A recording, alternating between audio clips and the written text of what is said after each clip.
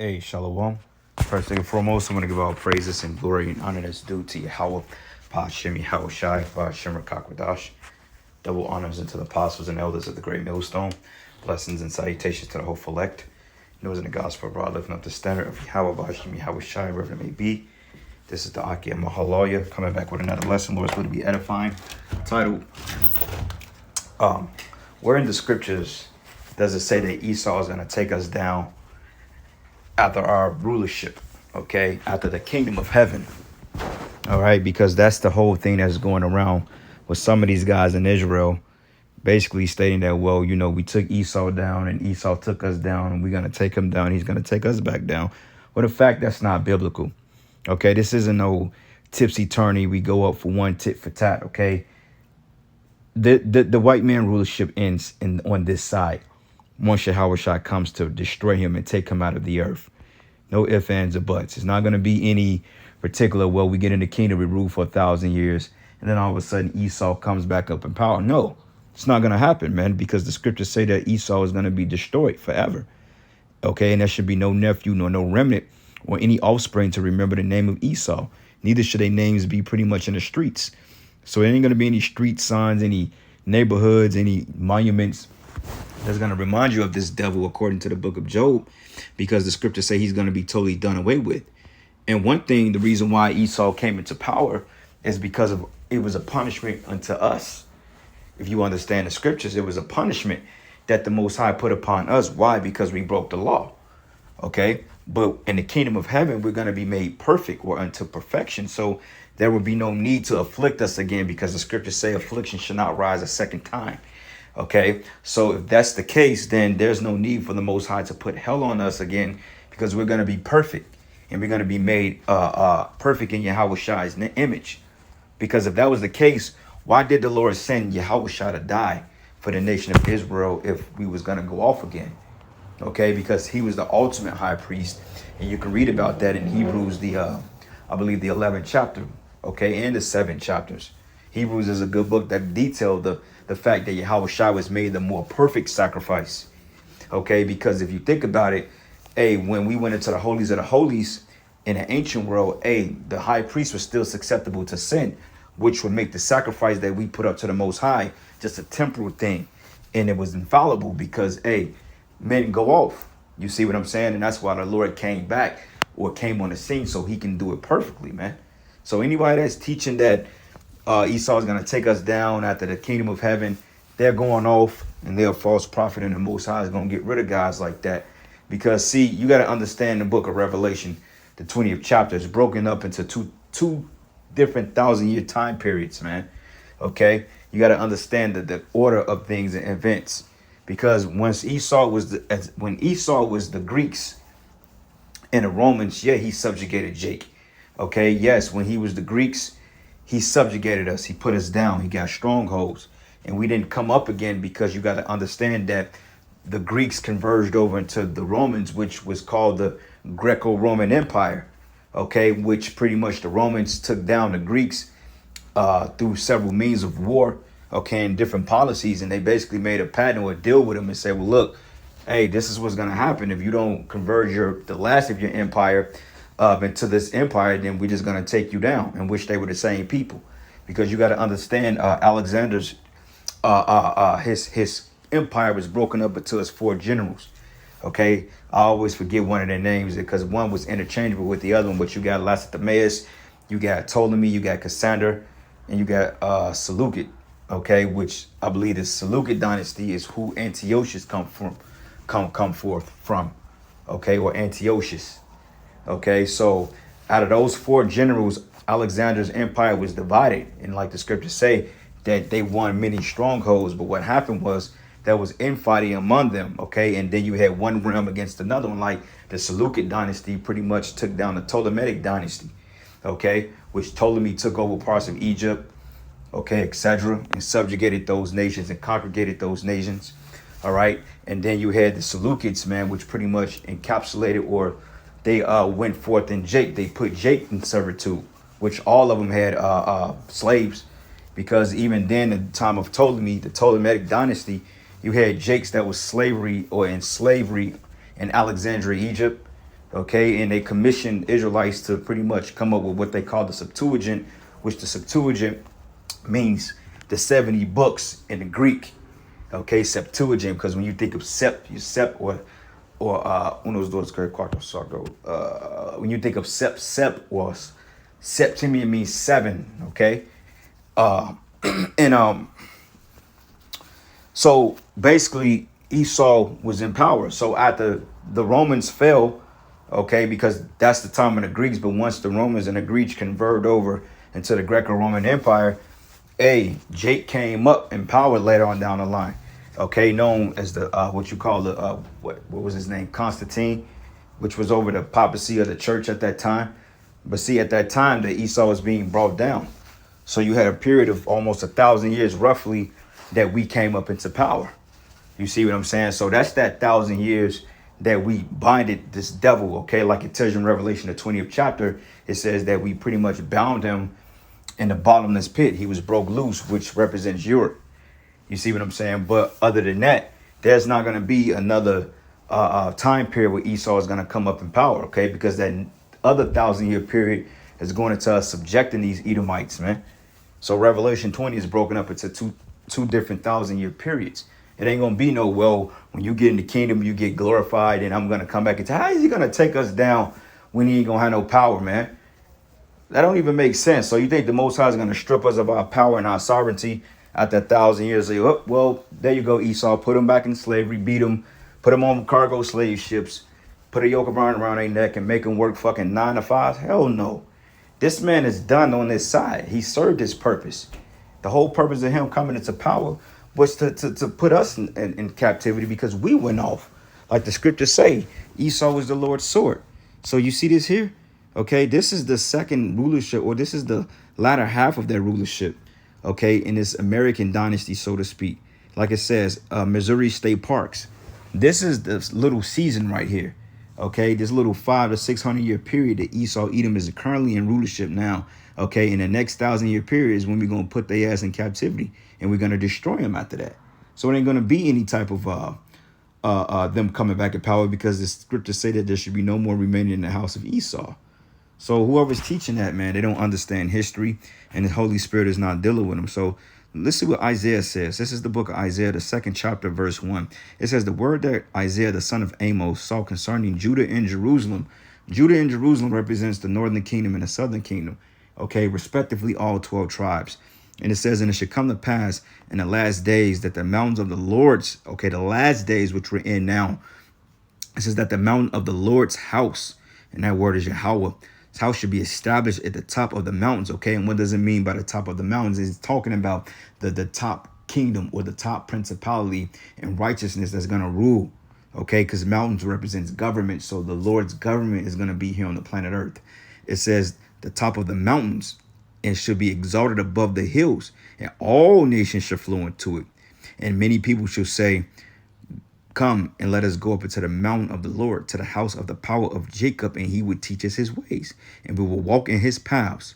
For out of Zion should go forth the law and the word of Yahweh from Jerusalem. So if the word of the Most High is going to reign supreme in the earth, what make you think that the Most High is going to allow another nation to come and disannul that agreement that he's made with the Israelites, okay? And the fact that we're going to teach the other nations. What make you think that the Most High is going to allow that to happen? Okay, just to clean the world up, just to throw it back into a filthy, just a barge of cesspool of wickedness? No. That's not going to happen, man, because Esau has served his purpose, which is the Lord's sword. So once again, once we're in our proper mindset, there's no point of having a sword. The Lord can put it up.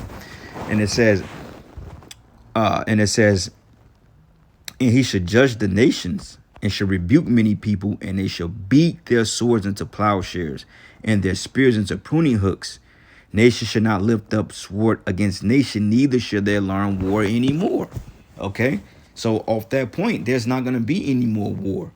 What's the whole point of them teaching them righteousness, for them to go back and revolt? Now, the thing of it is, the other nations will go off, and that's why it says he should judge among the nations, because they will go off, okay? Because the other nations are nothing but men. They are going to be subjectable to sin and death and punishment, Okay, but the Hebrew Israelites, our people, we're not going to be subjected into the stings of death, because the scriptures say, "Oh, death, what is thy sting? It has been swallowed up in victory." So if death is swallowed up in victory for the Israelites, how the hell are we going to go off, man? Okay, that's why it tells you,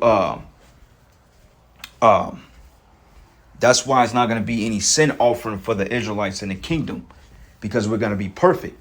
That's like Yahawashi coming back down here to offer up sins for himself when he's done it already. No, we're going to be walking around like as Yahawashi, man. Okay, but on a lower level, but we're not going to be subjugated to sin. So therefore, there's no need for Esau, Edom to come back and rule in the earth. Okay, he's done on his side.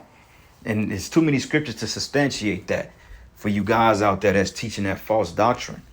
All right. And it says here, "O house of Jacob, come ye and let us walk in the light of the Lord. Therefore thou hast forsaken thy people, the house of Jacob, because they be replenished from the east, and are soothsayers like the Philistines, and they please themselves in the children of strangers." Okay, because this is when we went off. But if you go up a verse earlier, once again, it says, "O house of Jacob, come ye and let us walk in the light of the Lord." What's the light of the Lord? The law, statutes, and commandments, and ultimately knowing the name of the Most High and doing His work. So there's no need for us to go off. Okay, but key point: nation should not lift up sword against nation, neither should they learn war anymore. So let's go to the book of Psalms, the 17th chapter. Okay, and it says we're not going to learn war anymore. So there ain't going to be no point of a World War IV, because if Esau came back into power, we'll be fighting consecutive wars. We'd be on fucking World War X by now, if that was the case. So the Most High is not going to allow that to happen. Okay, because let's just say that if we have nuclear weapons on the side, which in fact we do, and the Lord allows this devil to come up to commence World War IV, you know this devil would destroy the whole goddamn planet. So no, Esau is not going to take us back down. Revelation is broken up into 2,000-year periods, man. Okay, you have to understand history in order to break it down. You can't just read it the way it is, because if you read it a certain way, it looks like, oh, well, they're going to come back. No, they're not coming back in power. All right, so this is the book of Psalms 17, and I'm going to start at verses 17, and I'm going to start at verses 13. It says, "Arise, O Lord, disappoint him, cast him down." Okay, what does it mean about casting somebody down? Okay, ultimately taking them out of power, taking them out of rulership, doing away with their influential power. Okay, and it says, "Cast him down and deliver my soul from the wicked, which is thy sword." Okay, so once again, going back into Isaiah, the 2nd chapter, and it's also in Micah, the 4th chapter, 3rd verse 2. We can hit it there. All right, so let's read this here. It says here, "But in the last days it should come to pass, the mountain of the house of the Lord should be established at the top of the mountains, and it should be exalted above the hills, and people should flow into it. And many nations shall come and say, Come and let us go into the mountain of the Lord, and to the house of the powers of Jacob, and he would teach us his ways." And that's why we call it redundant, because it's repetitive. We just read this in Isaiah, the 2nd chapter. And it says, "And he would teach us his ways, and we will walk in his paths. For the law should go forth from Zion, and the word of the Lord from Jerusalem. And he shall judge among many people, and rebuke strong nations afar off. And they shall beat their swords into plowshares, and their spears into pruning hooks. And nation should not lift up a sword against nation, neither should they learn war anymore." Okay, and we just read that Esau was the sword. Okay, even in this case, it's going into the weapons, okay, war. But even then, who's the conjurer of the weapons? Who was given the blessing of the sword? The so-called white man. That's why he was able to subjugate us, and also through divine intervention of the Most High. But other than that, this devil is not coming back in power, man. Okay, so you Jakes can forget about it, you know. So this is the book of Isaiah 11, and I'm going to start at verses, it started 4. It says, "But with righteousness he should judge the poor, and reprove the equity of the meek of the earth. And he shall smite the earth with the rod of his mouth, and with the breath of his lips he shall slay the wicked." And who is the wicked? Esau, Edom, and the 2/3 of our people and you other nations, but predominantly Esau, Edom. So if he's going to slay the wicked, how in the hell is he going to come back into power?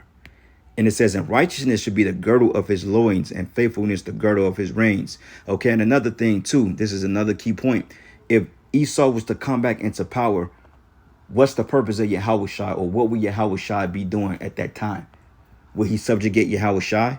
Will Yahawashi have to go back on the cross and re-atone for our sins? Because that's basically what you dudes are saying.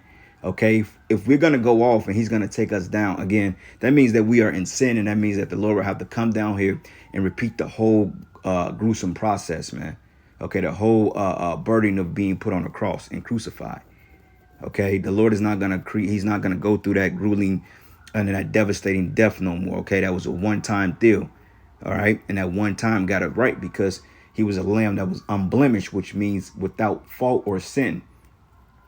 And it says here, and the wolf should dwell with the lamb, and the leopard shall lie down with the kid, and the calf and the young lion and the feeding together, and the little child shall lead them, because our kids are going to have spiritual power.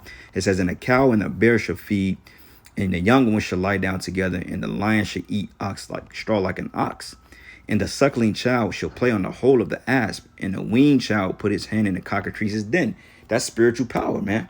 Okay, our kids are going to have spiritual power. So how can a carnal man, okay, a carnal man with no power, take down divine gods or entities, man? Because for you to say that, you putting Esau on par with God, man, or with a God. And it's a video that came out that a brother did that basically this dude said that, look, yeah, we're creating more than God. We're going to elevate above the Most High. Yeah, God created X, Y, and Z, but we're going to do a little bit more with our technology, which is totally blasphemous. So you think the Most High is going to allow a man to come back into power like that? Fuck no. All right. And it says, and they should not hurt nor destroy all my holy mountain. For the earth should be full of the knowledge of the Lord as the waters cover the sea. Okay. So that's the whole point. That's the whole message, man.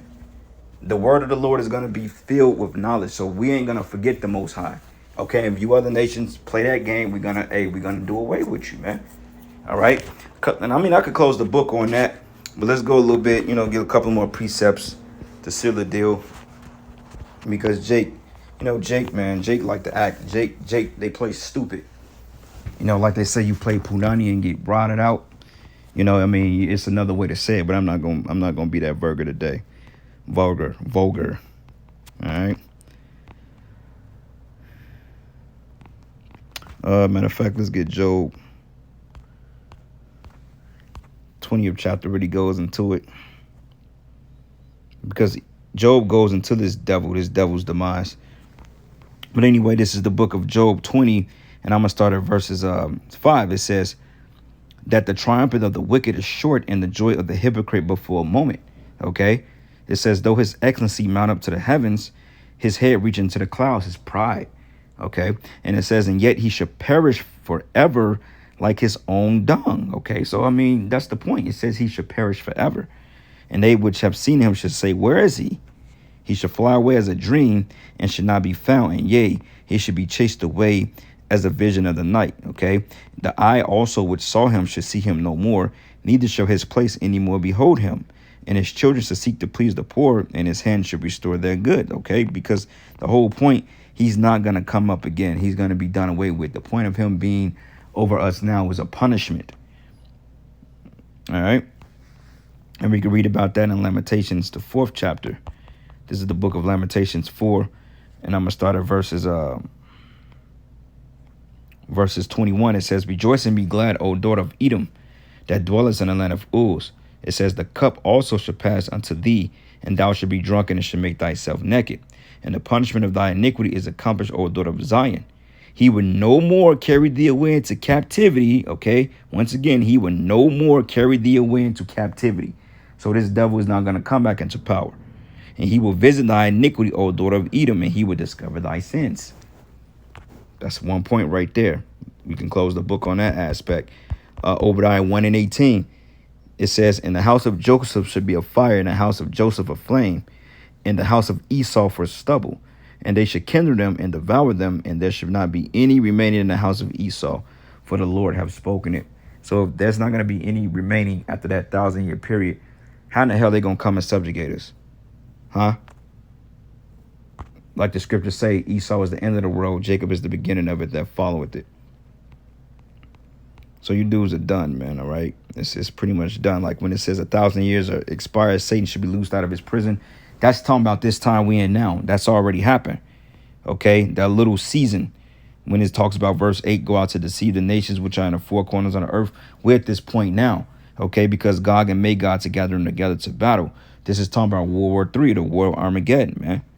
Okay, so how the hell is he going to come back in power when it says that he's going to be cast alive into the lake of fire with brimstone and tormented day and night forever and ever, which that goes into a long period of time. But the whole point, how the hell is he going to come back into power, man? It's not going to happen. So you can forget about it. That's a false doctrine, and the Lord is not dealing with that. Because look at this. This goes into our glory. Revelation 21. This goes into our glory. This is going back into our God status. And there's no way in hell we're going to be pretty much taken out of power at this point. All right. Last precept here. This is the book of Revelation 22. And I'm going to start at verses 18. It says, "For I testify unto every man that heareth the words of this prophecy of this book. If any man should add unto these things," okay, what you guys are doing, "the Most High should add unto him the plagues that are written in this book." And what's some of the plagues? Okay, first and foremost, those missiles. That's the ultimate plague. And it says here, "And if any man should take away from the words of this book, the Most High should take away his part out of the book of life." Okay, and we're entering the book of life. How can we re-enter the damning age, or how can we be re-entered into a stage of death?